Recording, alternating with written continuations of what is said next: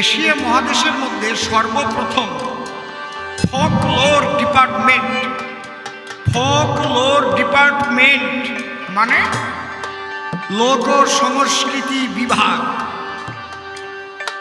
এইটা খুলেছিলেন কল্যাণী ইউনিভার্সিটিতে। যিনি, তার নাম হচ্ছে প্রয়াত ডক্টর তুষার চট্টোপাধ্যায় মহাশয়। সারা এশিয়া মহাদেশের মধ্যে প্রথম এই ফোকলোর ডিপার্টমেন্ট তিনি চালু করেন। এই তুষার চট্টোপাধ্যায়ের বাবার নাম নয়নাঞ্জন চট্টোপাধ্যায়।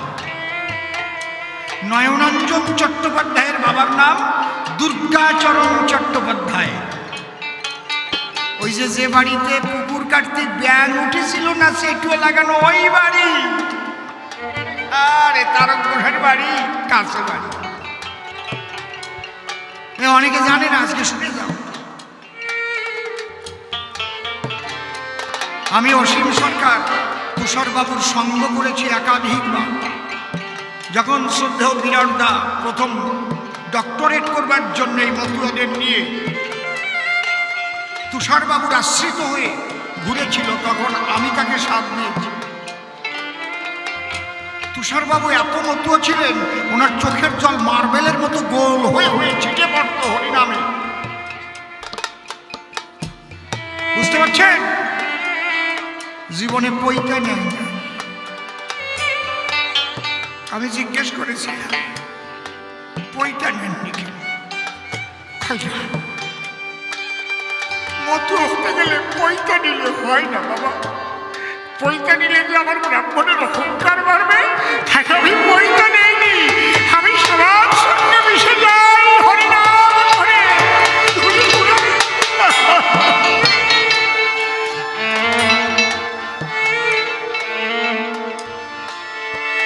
ওই দুর্গাচরণ চট্টোপাধ্যায়ের বাড়িতেই পুকুর খনন করেছে। ওখানেই ব্যাঙ উঠেছিল, ওই গায়ে চেটো লাগানো। বড় এক ব্যাঙ, চেটো লাগানো নাই। সবাই অবাক হয়ে যায়।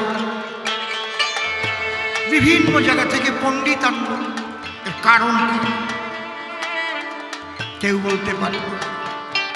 তখন একজন বলল, আমাদের বাড়ির কাছেই তো তারক গোসাই কবি গান টান গায়, বহু শাস্ত্র গ্রন্থ জানা আছে, ওনাকে একটু ডেকে আনলে হয় না? দুর্গাচরণ চট্টোপাধ্যায় কয়, কত হাতি ঘোড়া গেল রসাতল, আর কানা ঘোড়া এসে কবে আমার হাঁটু চল।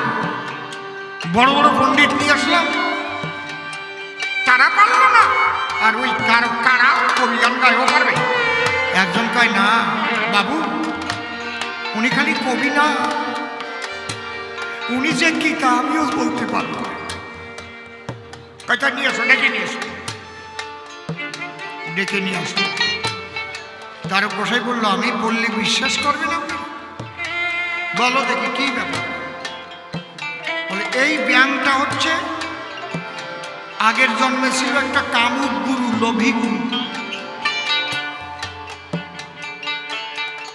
এর শিষ্যদের শোষণ করে খেয়েছে, শিষ্য পত্নীর সঙ্গে রমণ করেছে। সেই অপরাধের ফলে এবার ব্যাঙ কুলে জন্ম নিয়েছে।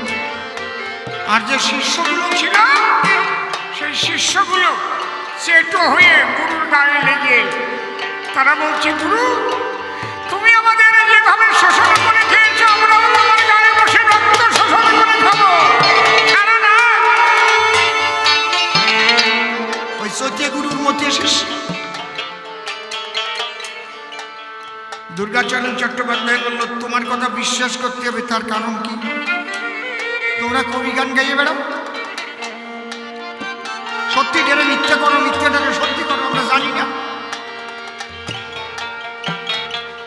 তখন তারক গোসাই বললেন, ঠাকুর মশাই, এ উদ্ধার হবে কিসে সেটাও বলে দিতে পারি আমি। কিসে? যদি কোনো মহামানবের চরণে স্পর্শ পায়,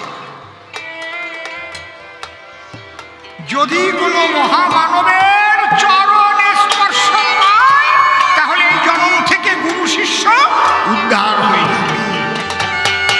এই কথা যেই বলেছে, ওই ব্যাং লাভ দিয়ে আমার তারকের চরণে পড়ে দেহ ত্যাগ করেছে। হরি হরি বল, তারক চাঁদ প্রেমানন্দ, হরি হরি বল।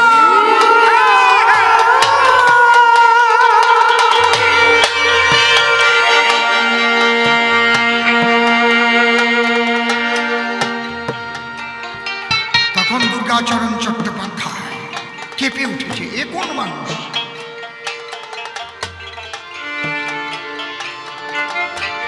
এই যে ওই বাড়ি তারক গোসাইরে মানা আরম্ভ করল,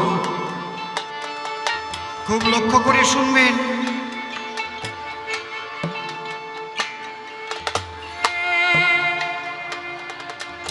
একবার ওই বাড়িতেই 7 দিন পর্যন্ত ভাগবত পাঠের আয়োজন, সপ্ত দিবস, সপ্তরাত্রি, রাত দিন। আজকে মেলা হচ্ছে তো ওদিকে একটা গন্ডগোলের আশ আছে, থাকুক। এর মধ্যে দিয়ে আপনারা বুঝতে পারছেন তো আমার কথা? বাড়ি গিয়ে যদি ভাবতে পারেন এমন একটা কথা যদি আমি না বলতে পারি, আমার কবি গান গাওয়া বৃথা। ছোট 7 দিন ভাগবত পাঠ, তারক গোসাই দিয়ে বসল সেই ভাগবত পাঠ শুনতে। পাঠকরা যখন এক একজন পাঠ করে, আর তারক গোসাই শ্লোকগুলো যখন পড়ে, খুব আনন্দ ভরে, গায়ে শিহরণ দেয়। আর যখন ওর ব্যাখ্যাগুলো করে, যে জায়গায় ভুল পড়ে, অমনি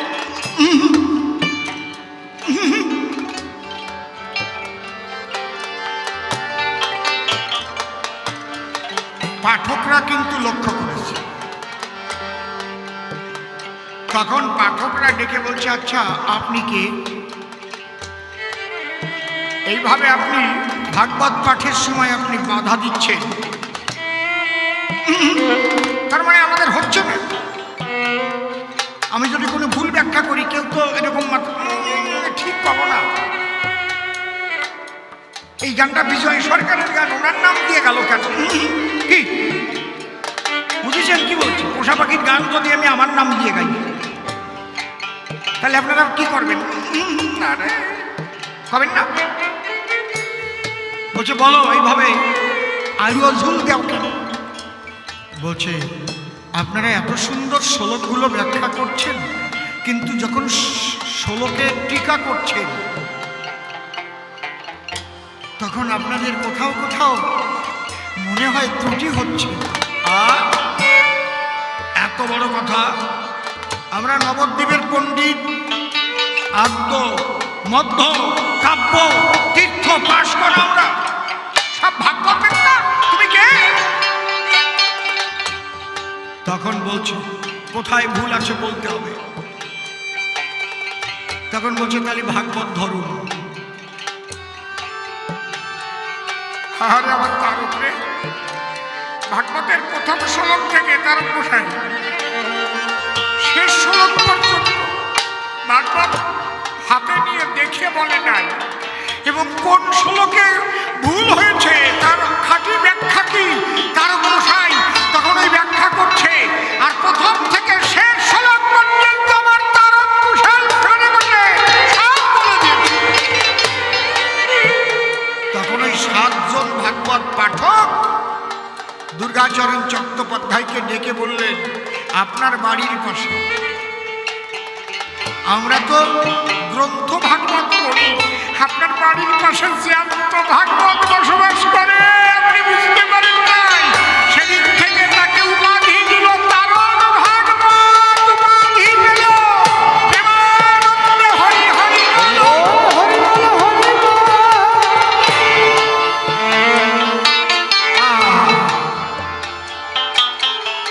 শোনো মানুষটা কেমন, যে সে লিখি আমরা বিশ্বাস করতাম না। তোমরা যে গোসাইরা মানুষের মন ঘুরোতে পারো না। বহু গোসাই আছে, বহু শিষ্য আকাশ করে বেড়ায়, আর তারও গোসাই গরুর মন ঘুরোই দেয়। গাইতে যে বাচ্চা দিত, যেটা আলিয়ে বাচ্চা হতো, ওই এড়িয়ে বাচ্চাকে কিন্তু আর বলদ করত না। এরকম 6টা এড়ে গড়েছিল। তার গোসাই যখন গান গাইতে যেত, বাড়ি আসলে নালিশ করত, ও গোসাই তুমি এড়ে গরু রেখে ঘরে এইভাবে ছেড়ে দেবে, আর পরের জমির ফসল দিয়ে তোমার গরু খাবে। পরের বকনা দেখলে পরে গো তার পিছনে ছুটে চলে যায়। তোমার এড়ের চালায় পাড়া ভরে পড়ছি আমরা সমস্যায়।